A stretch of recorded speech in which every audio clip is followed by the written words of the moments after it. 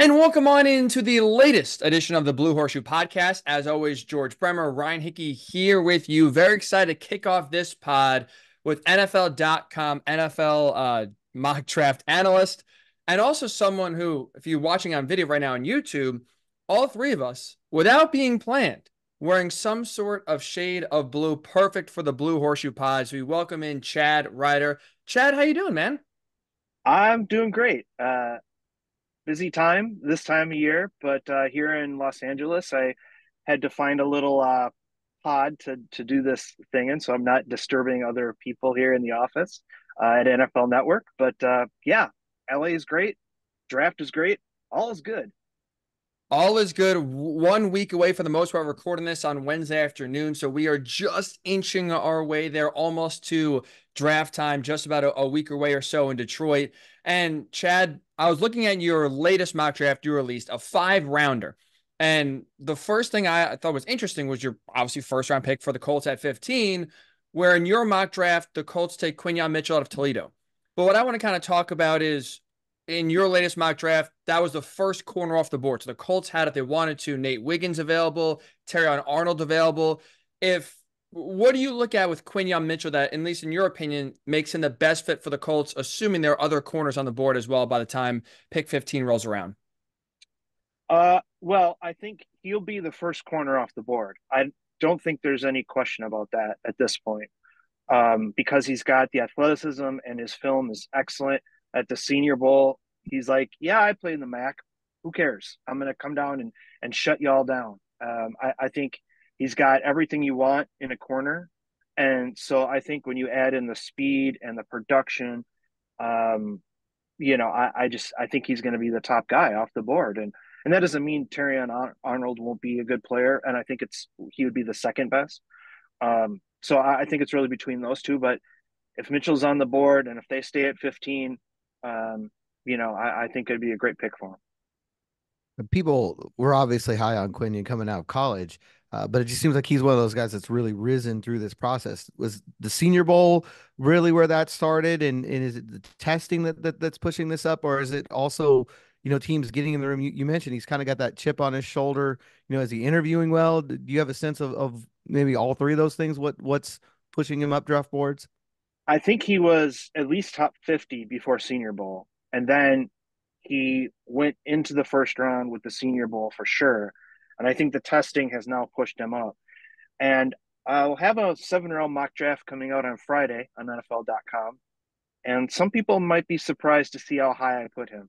That's all I'll say. Hmm. But yeah, he's definitely gone through the process, and checked every box.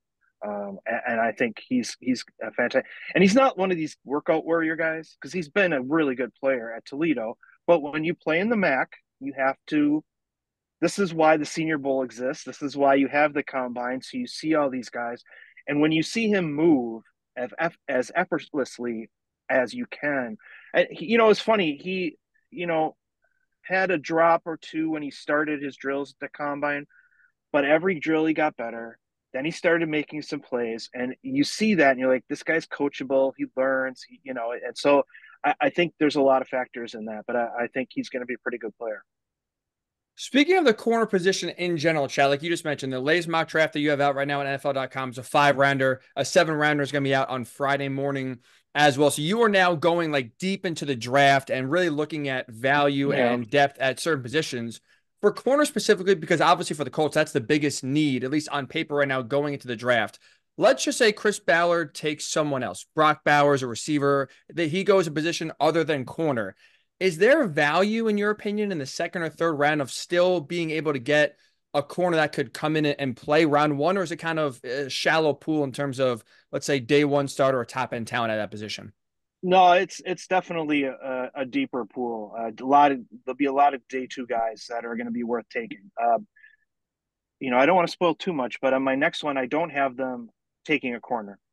And Hmm. in the later in on day two, you can find a guy like Jerry and Jones from Florida State, Kamari Lassiter from Mhm. Georgia, TJ Tampa from Iowa State.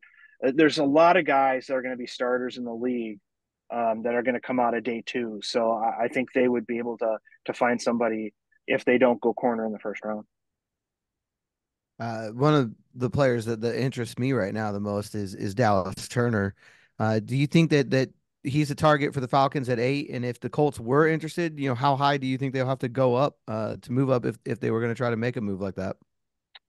I think the Falcons are interested at 8, but that's one of those picks that everybody seems to think is going to happen. Mhm. Therefore, I'm going the other way on my Right. so because it happens every year. Mhm. I think he may be available to like Denver at 12. Maybe the Bears will take him at 9 if he doesn't go 8. But so the Colts would have to move up if they want him for sure to get into the top 12. The offensive, I guess, version of Dallas Turner, Chad, I think for the Colts would be Brock Bowers, right? Another guy that I Yeah, think fits perfectly in this offense, exactly what they need.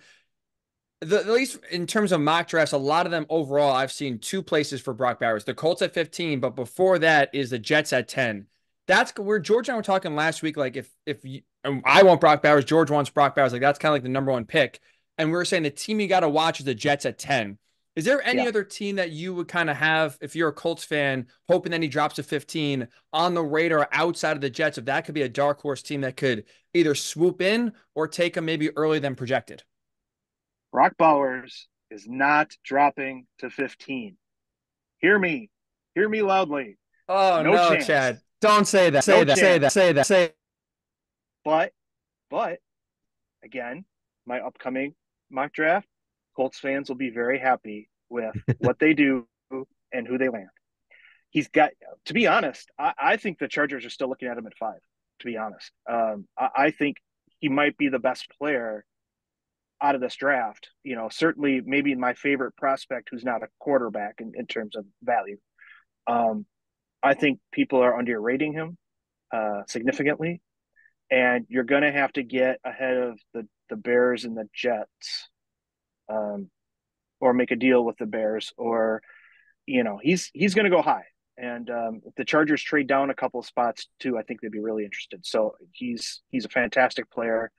Um, and like I said, I think Colts fans, you guys will be happy when you see the new mock draft. Not looking for specifics here, but there's a lot of talk in the top 10 about, X number of quarterbacks, X number of receivers, and maybe offensive tackles. Out of those 10 spots right now, what's your prediction? Those three positions, how many spots will they fill?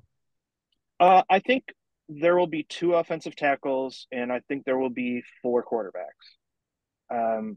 It's possible that we're all overhyping JJ McCarthy and he goes 11 to Minnesota. Totally possible. But the demand for that position is so strong. I don't think the Giants can hang on to Daniel Jones. I really don't. And he's not this group's guy, right? He was the last group's guy. So I think 4 guys are going to go in the top 10 and I think Joe Alt, which everybody has going to the Texans, which is probably one of those picks that's actually going to happen, and we think it's going to happen. And I think J.C. Latham might sneak into the top 10.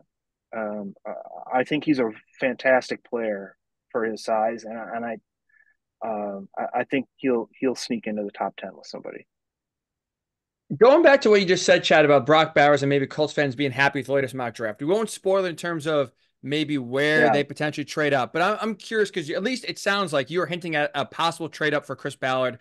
And a lot of Colts fans are well aware outside of trading a first round pick for DeForest Buckner, Chris Ballard has never been aggressive in terms of in the first round moving up to get a that's right. player.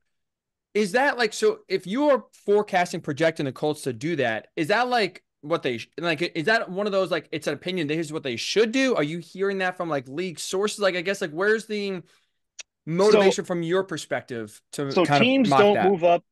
The teams don't move up in the first round until they do. Right. This Right. Pittsburgh Steelers never traded up in the first round until they traded up to get Devin Bush. And I think at some point, usually I look a lot at the history of draft trades. And usually there's one team, if not 2, that are typically not trade up teams that actually do it because they love a player so much and they want that guy so much. And I think the Colts are have a real good chance to be that team this year because, as you said, it's not if they see a player of value, they will give up the draft capital for him. And you can these deals nowadays, you'll see it didn't used to be this way as much, but you'll see a team swap later picks and the difference in the value of those picks. You don't just have to give up a pick to move up, right? You can swap picks later in the draft and get that same value for a team that doesn't mind that. The Bears, for example, have 4 picks this year, right? They probably want another pick. And there may be a connection between the Colts and the Bears, named Matt Eberflus. Look, there's some connecting the dots there. So, it's and to be honest, like you could hear sources will tell you all kinds of stuff. This team wants to trade out. This team, I mean, I go by what I see and what I believe more than what I hear. And so there's a lot of opportunities, and I think maybe this is the year that Ballard makes that step and gets a guy to make a difference. Look, they've got to if they want to do anything in the AFC. They can't just wait around all the time, and they got to get some difference makers. To jump in really fast, George, sorry, as a follow-up to that, Chad, how good do you think Brock Bowers can be, like ceiling-wise? Do you see him in kind of like 5 years from now, like a Travis Kelce impact? Yes. Certainly a George Kittle impact, but certainly he could be just as good as those guys. I've heard that George Kittle comparison a lot. There's some question about his blocking, man. I think that's what you hear the most. But I think when you look at him, like actually get in and look at him when he's asked to do it, he seemed to do a really good job of it. I mean, how do you feel about that part of his game? Yeah, I have no issue with that part of his game. And look, honestly, in today's NFL, you're not taking a tight end in the first round because he's a blocker. Right. You take him because he's an excellent receiver, and he does enough as a blocker. He can be a move blocker. He'll work in line if you ask him to do that. But you get him as a receiver, as a difference maker on offense, as a safety valve, as a guy that can get down the seam, great body control. I mean, he does a little bit of everything. It's a bummer he had that high ankle sprain this year that kind of took him out for a bit, but that's really not a long-term issue. And I think he's going to be a special player. Looking at your 5-rounder here, Chad, again, not to give it all away, go to NFL.com, read Chad's latest mock draft, and check out Friday. Full 7-rounder coming out. Get you prepped for not only the entire NFL draft, but especially what the Colts are going to do with their picks. But you do have a receiver going, in the top 3 rounds here for the Colts, also edge as well.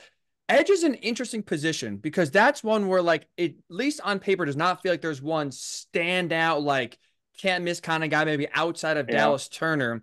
Kind of a similar question I asked you before with corner, like where is the depth for that position for the Colts in terms of maybe getting some good value round 2, round 3, round 4? Yeah. There's a few guys on day 2. There's always, like, this is not a deep edge class, but there's always a couple of early day 3 guys that turn into guys that get 6 to 8 sacks a year. Jalen Harrell from Michigan is probably one example. He'll probably go to the Ravens and get 8 sacks a year, something like that.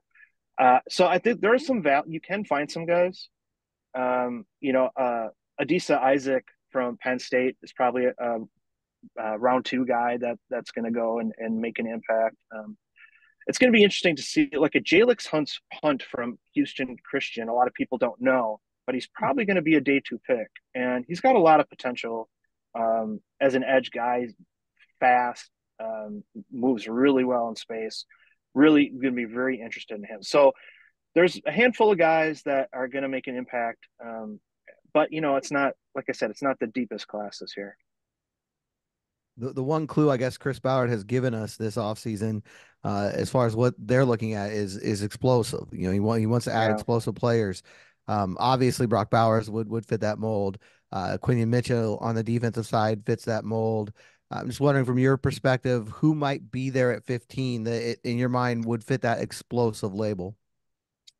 It's tough at 15, right? I mean, you're past the top one. You're out of the elite players, and you're in that mix of players that have real potential, but maybe a couple of question marks. If you want a receiver, Xavier Worthy is explosive. I mean, he's as explosive as you can get. So that would be one guy I think you would have to look at. As a pass rusher, I love Jared Verse as a player. I think he gets a little bit of a bad rap as not being a great athlete. I think he's a fantastic player. And his explosion will come when his hands hit the offensive tackle. That's when the explosion happens. And his ability to use his hands, get the corner, to me, that's explosive. And I think he's going to be a really good player. So, and Brian Thomas, the other receiver from the quote other receiver from LSU, again, is going to be a guy that takes the top off defenses. And so there are three guys in the middle of the round that really have potential to be, difference makers if they can get it all together. Last question for me, Chad. I kind of circle back to where this conversation started with Quinyon Mitchell at 15. That's been, at least in terms of like where the Colts are, obviously a common position corner that they draft. And from what I've seen, a lot of mock drafts, including yours, the first corner off the board was at 15 for the Colts. Is there any kind of team maybe on your radar ahead of the Colts, maybe in that 10 to 14 range that could sneak in and take the number one corner, which would be Mitchell off the board, and the Colts kind of sit there maybe at 15, picking possibly the Yeah, second or third best guy? I I think I think everybody lean in. Listen, the Atlanta Falcons at 8. Ooh. Yeah. Ooh. Look, Raheem Morris, former defensive back, he understands the importance of that position. If you want a surprise pick that people are, and this happens, Derek Stingley was not considered like a top 3 guy most of the process. CJ Henderson was put in the 20s in mock drafts. I mean, this happens more than just occasionally where a guy goes up and gets picked a little earlier than expected. So, and look, let's have fun with this, right? Let's think of things that we're not really talking about much that happen. Quinton Mitchell going to the Falcons at 8 is a possibility, and they could trade out too. By the way, I mean they're one team that would certainly listen to trade offers from Minnesota or Denver or somebody if a quarterback's available. So they could certainly pick him if they end up at 11 or 12 too. That was going to be my last question. Is just there's so much interest in the quarterbacks, obviously, in this draft, and it seems like it's fairly deep. There's a good crop there in the first round. Do you think that will drive more movement, whether the Colts or anybody else are moving up? Do you think we will see a good number of first round trades this year? It's interesting. A few years ago, we had Tua, Justin Herbert, all these guys in the first round. Nobody traded; they just sat there and took them. And I think it's a reasonable position that could happen. I'm projecting that there will be one trade for a quarterback, whether it's the Giants or the Minnesota or Denver to go up. And I think maybe one will happen. But the fun thing about the draft is we don't know, and you have to think about all these different possibilities. And one of the like the no trade option is a possibility, and people don't really expect that, but that is a possibility. But in the end, I think the Giants, they have to make a move. They can't they can't just sit there and hope that something happens. And I think the Vikings would be more acceptable of not moving up and taking Bo Nix at 11, for example. And Denver doesn't have a lot of trade capital. They'd have to give up a bunch of future picks. And Sean Payton's not averse to doing that. We saw that with the Saints, but they may sit this one out and try to do something a little different this year, and see what Peyton can do with another quarterback a little bit later. So I don't know. It's going to be interesting. I love it. We're going to be surprised by either the lack of activity or the bunch of activity, right? It could go either way. I lied, Chad. I'm sorry. I have one more question. Your answer kind of sparked one more question for me, and that was this. Like, the Colts, it feels like they're like mostly 2 or 3 guys that have been, for the most part, commonly mocked to the Colts at 15. Is there a guy that maybe you have not seen mocked to them often that you're maybe hearing or looking at, this guy could drop, and all of a sudden, like at 15, the Colts could either maybe get someone that we thought was going to go earlier, or maybe, Mm-hmm. I don't want to say reach, but get someone that was projected later at 15? Is there a name that you've not seen a lot of connect with the Colts that you think at 15 next Thursday is realistic we could be hearing their name called for Chris Ballard? Well, I guess I'm not, up on everybody who the Colts have, had interest or have been in mock drafts, but I don't know if a lot of people are picking Xavier Worthy to go at 15. I think that's a definite possibility. If they don't trade up or they can't get Bowers and stuff like that, you know, look, Anthony Richardson throwing to Xavier Worthy could be pretty cool. And because Richardson's got the arm to get it to him down the field. And also Worthy is sort of underrated in terms of his ability to make plays after the catch. He's used a lot of screens and even intermediate routes at Texas. So maybe that's one name that we're not talking about a lot, probably not talking about enough. But I think he's got a chance to go in the middle of the round.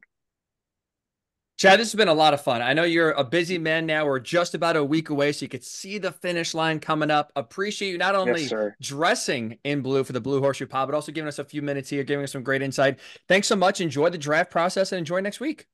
Yeah, thanks guys for having me on. I appreciate it. All right. Thank you again to Chad Reuter. Again, check out his 5-round mock draft currently out NFL.com. And George, I'll just speak for myself here. I am going to be glued to my computer Friday morning waiting for that release of his latest 7-rounder. And I'm going to assume last mock draft where he has the Colts trading up. I'm going to put 2 and 2 together, trading up to draft Brock Bowers. Before we get to the likelihood, I just want to say this, George. I'm curious your thoughts. Let's just say Chad is right and the Colts trade up and they get Brock Bowers, wherever that is, 9, 10, pick 8, whatever. I would say for all of the flack Chris Ballard has got this offseason, and I think for me, missing on the L'Jarius Sneed trade where he should have done it was not aggressive. I think that would be, you could argue, the capper to the best offseason the Colts would have had since, I'll say, 2018, when they had that tremendous draft, Quentin Nelson, Darius Leonard, and obviously Andrew Luck coming back. Like, I don't know that maybe you could this one even top that as the best offseason Chris Ballard has had. If Chad is right and the Colts trade up to get Brock Bowers, how would you then evaluate the entire offseason for the Colts up to this point? I think it would obviously be the biggest move that they've made. I think it would show it would be the next level of showing confidence in this roster. I think that's the fact that they re-signed everybody is great, and it shows that they believe in the core that they have. But I think if you feel like you're in a spot where you can give up future picks or give up a pick in this draft or whatever it takes to make a move like this, I think that would be a statement of, this team's ready to win now. Which I think would be good for the locker room to hear. I think it would be really good for the fan base to hear, because I think a lot of the pushback you're getting from the fan base right now is related to that. They're tired of being patient and waiting for this team to, mature. And, honestly, we had our first, as we're recording this on Wednesday, we had our first offseason availability on Tuesday. And DeForest Buckner said, the time is now. It's our time now, and Zaire Franklin's hinted at it a couple times in this offseason that it's, time to not just put together good memories is what he keeps saying, to start putting banners up. So I think a Brock Bowers move gets you in that direction. I think he's a perfect fit in Shane Steichen's offense. We've talked about this a lot. You can go back probably to just about any postseason pod, and we probably at some point have mentioned him and the idea of what Shane Steichen could do with him in this offense. I just look at what Kylan Granson has done with Shane Steichen, and multiply that by at least tenfold, and you'll have what they could possibly do with Brock Bowers. It's just another weapon. You've already got Michael Pittman. You've already got Jonathan Taylor, another person for defenses to really have to key on. And it's one of those things we talk about a lot. It would open things up across the board, because now Alec Pierce is that much more of a threat. Now Josh Downs is that much more of a threat. And now your quarterback is that much more comfortable. And the reason I would give it really good grade and really boost the offseason grade is because, and we've talked about this a lot, they are asking a lot of Anthony Richardson right now. The way things are set up with everybody returning, a lot of responsibility on Anthony Richardson's shoulders and on Jonathan Taylor's shoulders. You make a move like this, take a little bit, not a lot, but a little bit of that responsibility away. You're right. And it just, again, we talked about it, make Anthony Richardson's life easier. That's all I think Chris Ballard and, to a point, Shane Steichen, that's like their entire job at this point, is to make his life as easy as possible. So you're not basically having him be Josh Allen and carry an entire offense and an entire team on his back because we've seen that not work out too well. Again, look at the Chiefs. You have the best quarterback in the NFL, and they won that Super Bowl. I would say defense first, Mahomes and offense second. They made Mahomes' life easier, even though they took some weapons away, but gave him a great defense. They made his life easier. And in this case, like you said, a guy that I'm with Chad in the sense of like, he is one of those like blocking, receiving, playmaking. He's can be and should be in that category 5 years from now of that George Kittle, Travis Kelce playmaker. And we've seen there's no coincidence that 49ers and Chiefs, with you could argue the two best tight ends in the league, are perennially, making deep runs in the playoffs and the best team in the league every single year because they have a position that not a lot of defenses can slow down and they have a big advantage. And while we haven't seen it to this point, George, right? Chris Ballard traded up in the first round. I think it is likely just because of two reasons. Number one, we have seen Chris Ballard listen to what the head coach wants, right? There have been draft picks, Paris Campbell. Now it didn't work out, but Paris Campbell is a big push by Frank Reich to get on the team. And so Chris Ballard listened to his head coach and got a guy that his head coach really wanted. You can even extend that if you want to Carson Wentz as well. Again, didn't work out, but Chris Ballard has stuck by what his head coach wants and tries to provide that for him. We've talked about Shane Steichen, hinting at the importance of the tight end position and a bell cow tight end. Colts have all unproven tight ends that all do different things. You could get one guy that does everything for you on your team that could be on the field 80% of the time in offense. I think because Ballard listens to his head coach and because now Shane Steichen has dropped nuggets here and there in the offseason about his love of the tight end, the importance of the position, wanting a bell cow guy, I think like if Chris Ballard is going to trade up, it makes I don't think it's out of the realm of possibility. No, it's not. And you're in a good spot to do it this year. I mean, looking at the big picture wise, this roster still has needs. We've talked about that. There's places they can get deeper. There's a couple spots that they can improve as on the top line of the depth chart. Tight ends right there. Cornerback, tight end, wide receiver, depending on how you want to look at that. But I don't know that they're in a situation right now where 7, 8, 9 rookies would make this roster this year.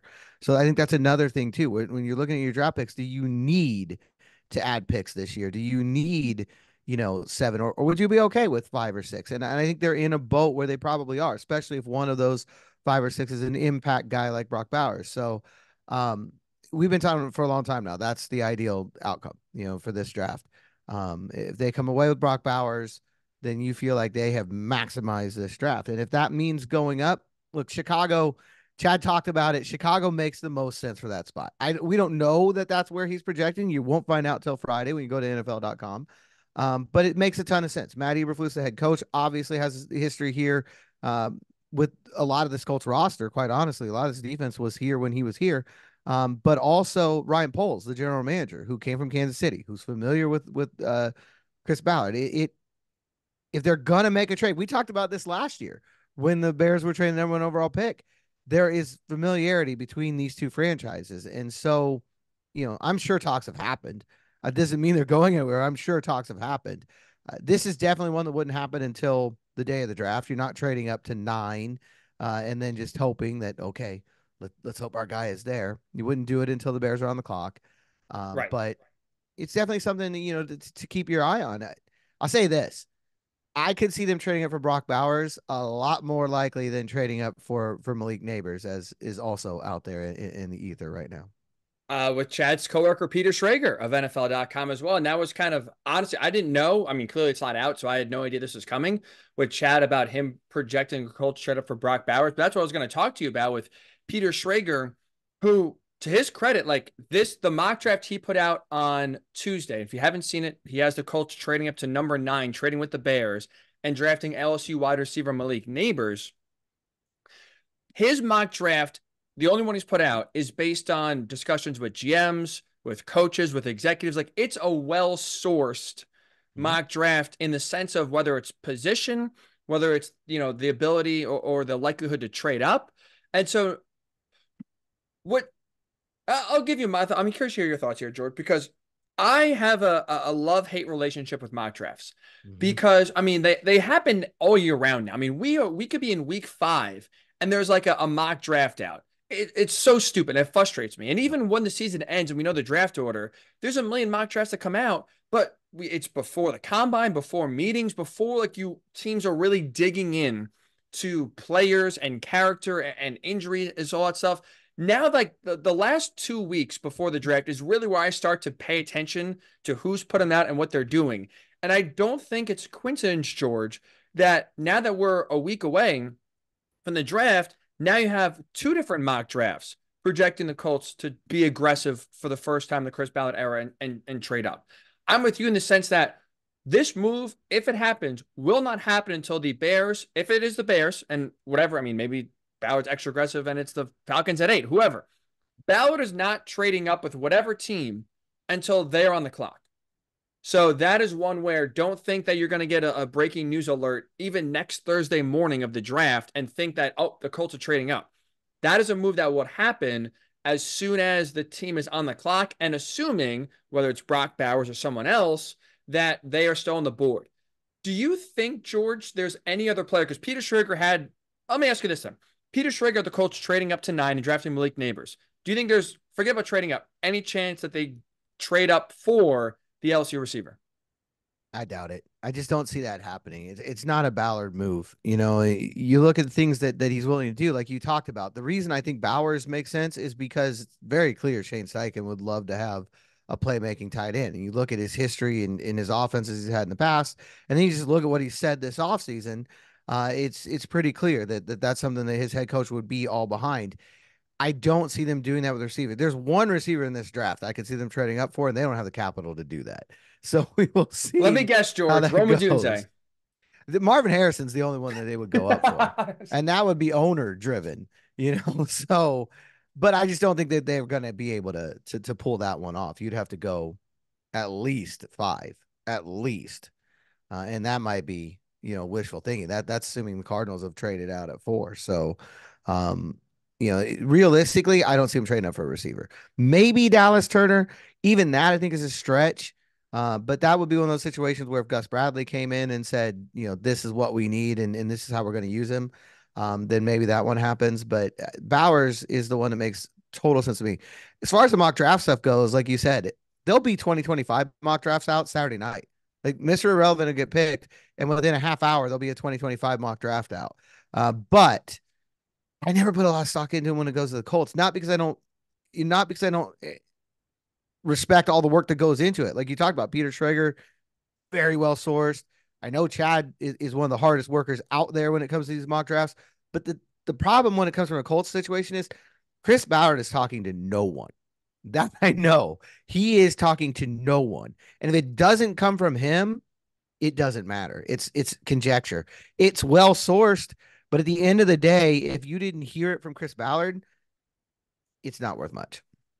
Agreed. And that's why, like, I'm with you in the sense that it's hard to take it seriously. But it is interesting that now you're starting to see a little bit of a Mm-hmm. consensus moving forward. Let's It just tells say me the rest of the league thinks the Colts might move up. That's that's that's what that tells me. and you know what? The last year the rest of the league thought the Colts were going to draft Will Levis. So It comes and goes. and hire Jeff Saturday as head coach full time. So the rest of the league is guessing maybe, and I think you're right about that. It's always tough to project. I don't think this is the case. Is there any other player you could see Chris Ballard trading up for? I'll include Dallas Turner because I think that would be like, I think there's one offensive player, one defensive player Chris Ballard would feel comfortable trading up for. Brock Bowers, Dallas Turner. Obviously, like we just said with Peter Schrager and how well sourced he is, he has Malik Neighbors, the culture from Malik Neighbors. Is there any other player that you could potentially see Chris Ballard trading up for to go grab, or is it in your mind even just one player in Brock Bowers? In my mind, it's Brock Bowers. But again, Okay. it goes back to what we were just talking about. I don't have that straight. I didn't get a text from Chris Ballard that says that. The fact still is out there. If he rates somebody high enough, it doesn't matter what the consensus is. He's not going to go with that. So if Xavier Worthy's that high on their board, he'll trade up to get him. No matter where people say he should go. So I don't know. Brian Thomas, anybody who's out there, Quinion Mitchell is the one, honestly.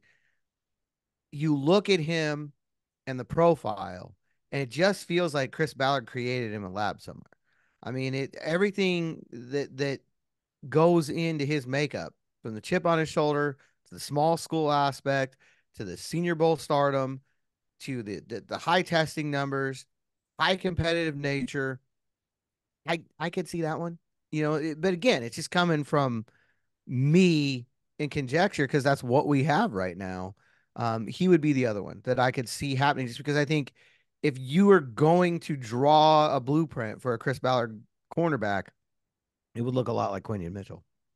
Last thing in terms of react to what Chad said with our discussion with him, and I know this piqued your interest, George, was the last question we talked about, which was which player maybe not totally on everyone's radar right now that the Colts could select at 15.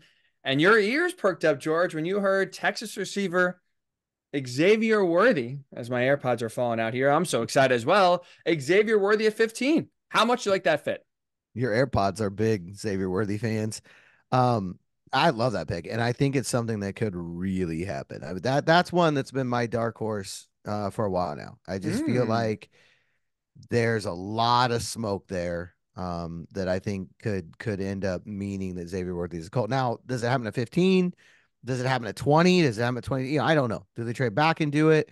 But I do know, just like I said before, he'll trade up if he feels like he needs to get a guy. He will take Worthy at 15 and not care. If every single pundit comes out that day and says that they overreached, he will not care. It's his evaluation. It's what he's thinking. And like we talked about with Brock Bowers, can you imagine the plays that Shane Steichen might design for Xavier Worthy? It would be, I mean, a lot of fun. And I think it's what I like about Worthy too is that he's a guy that is a speedster, but also a well-polished receiver. Like, I think some people could put him in the category of Kadarius Toney, gadget player, just almost like Pee Wee football. Get him the ball and just throw it to him and say, make a play. That's what kind of the Chiefs have done. The Giants did a little bit when they drafted him as well. And like, that's Can he line up on side though? That's important. I mean, that's part of the reason why he's failed. He's an idiot. Let's just call it how it is. He does not have a lot of football IQ, but like, he's not a big route runner, right? He's not a big, like, yeah, he's not a great route runner. He's just not a great receiver. He's a playmaker that plays football. And so it's like, but Xavier Worthy, while having blazing speed, he's a wide receiver. He runs really good routes. He adjusts well to the ball in the air. He's a deep threat, intermediate threat, short threat. Like, he checks a lot of boxes. It's been a lot of fun. I remember even at him as a freshman at Texas, just going off. Like, he's been a guy that's been a lot of fun to watch and evolve in his career. And that's one where, like, you are getting, I think, a rare combo of speed plus polish, if you will, at the receiver position, where you usually see kind of one or the other. Like John Ross, I remember him out of Washington, blazing speed. Now, part of it was he couldn't stay healthy, but also had other issues as well in terms of like running routes and getting open. That's not Xavier Worthy's problem. So I think I'm with you. I'm with you in general here, in the sense of just like, if you feel strong enough about a certain guy, it doesn't matter where everyone else has him. You take him. If he's getting mocked to go to 32 or even out of the first round, and you say, well, that's crazy, he fits perfectly in our offense, take him at 15, don't apologize for it. And 5 years from now, if he's playing well, pick back and say, I told you so. That's so frustrating, because it happens every year after the draft of, I had this guy as a second round pick. I can't believe he went 10 picks higher. What a reach. What a stupid move. If you think he fits what you need and can flourish in your offense, I don't care what your projection is. Take him and move on. Now, I'll give you one of the things that makes me connect Worthy to the Colts is, again, Shane Steichen. One of the questions that people have about Worthy, because like you said, he is definitely a football player. He's not a track star. He's not a combine workout guy. There's tape to back up that speed on the field and what it does to defenses. But the big question with him is he's very slender. He's very thin. And so is that going to work in the league? And I just go back to Shane Steichen's history.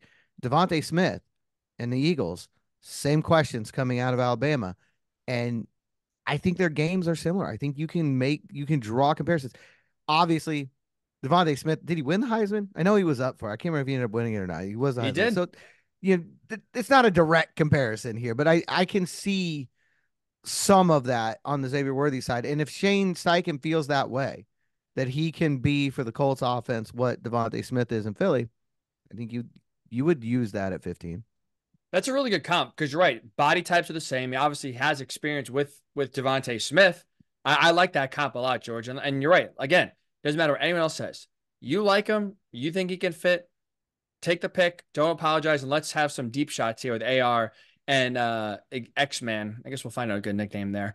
For hopefully a lot of touchdowns in 2024 and beyond. Last thing here, George, to hit on before we do get out of here.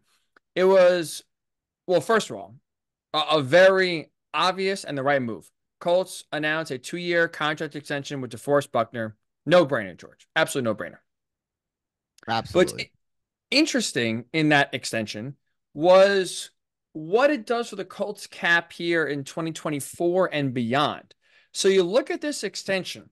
Now, DeForest Buckner's cap hit for 2024, it went from $22.7 million to $8.35 million. Opens up $13 million of cap space for 2024, bringing the Colts total right now to $28 million, and includes 2 void years, which, whether it's lowering the cap hit for this year, whether it's adding on void years, that is something, George, Chris Ballard rarely, if ever, does with players on the roster. Can we expect a little draft day, maybe magic here?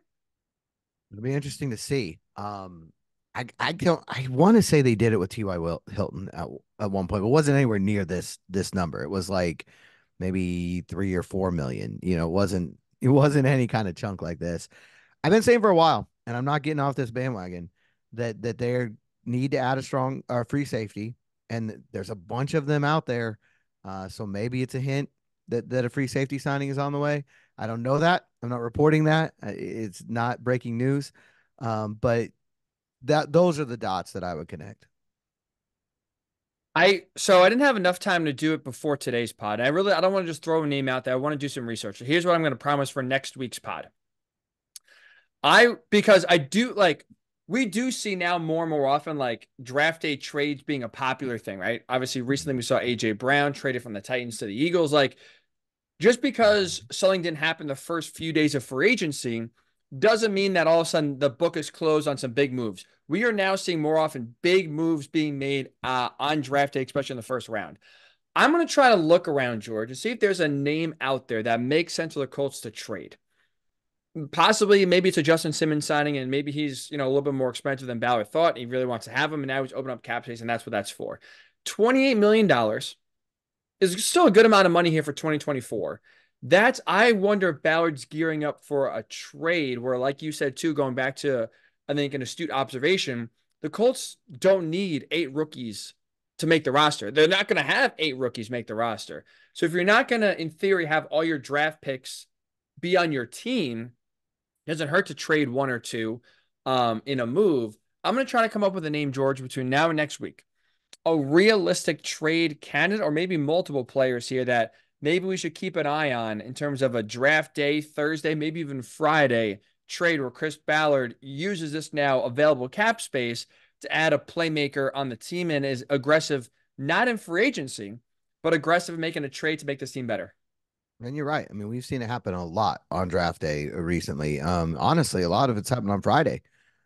Go through the whole first round and everybody says, well, nothing happened and they're not moving these players. And then Friday, before the draft starts, here goes a number 2 pick and whatever else. And especially in a situation like this would be where a big contract's going the other way, where you see it being not a first round pick, it's a second or a third round pick because they're going to take the money and the other team is, getting that cap relief. So, yeah, it's everything's on a possible. I think that's what makes this part of the year so much fun is that there are so many possibilities out there. And so, are they trading up for Malik Neighbors? Are they trading up for Brock Bowers?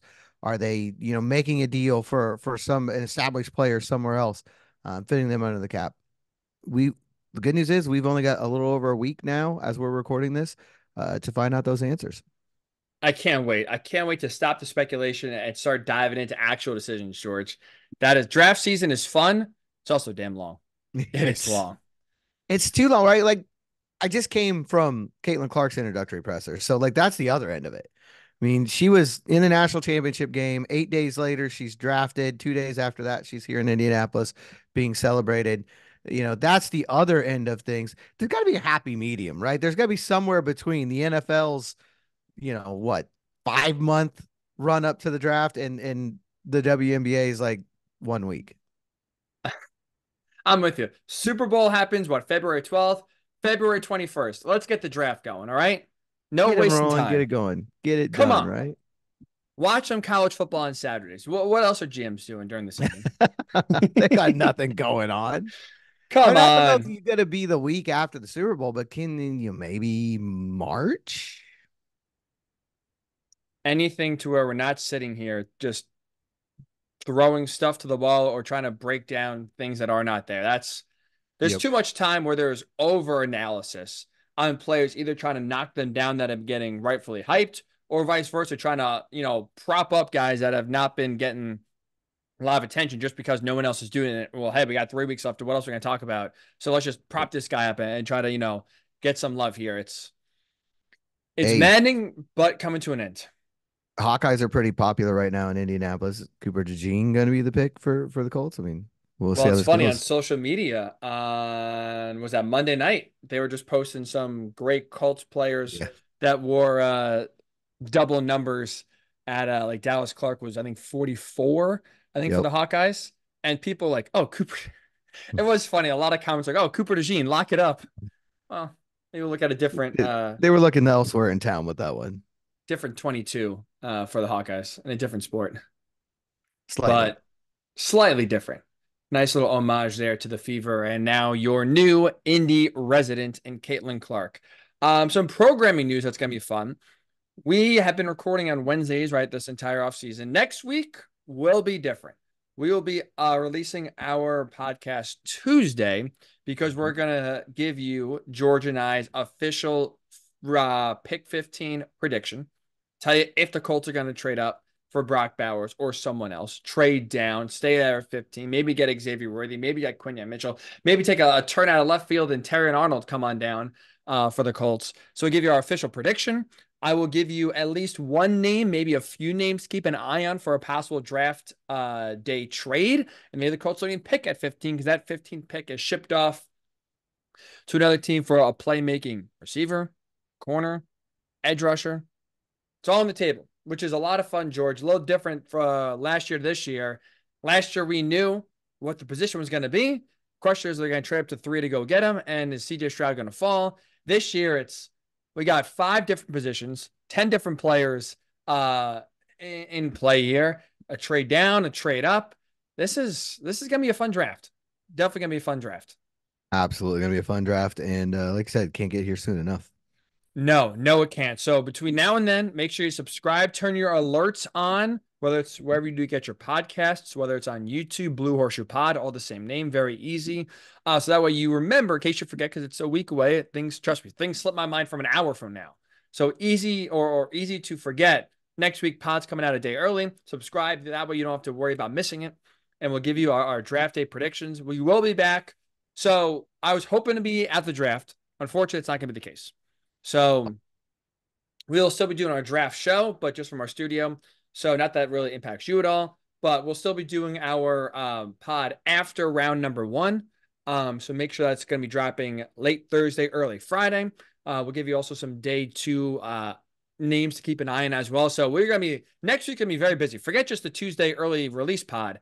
A lot of draft content coming your way. We'll have a full draft recap too after it, as well, to break down the Colts move. So a fun time, George, a fun time of actual discussion and breakdown and analysis of moves being made. And oh yeah, by the way, Colts are back and now practicing in the facility, getting a little off-season voluntary work done. AR is back, throwing some passes. It's an exciting time. Very, very exciting time. Make sure you subscribe, download wherever you do get your pods. Check us out on YouTube.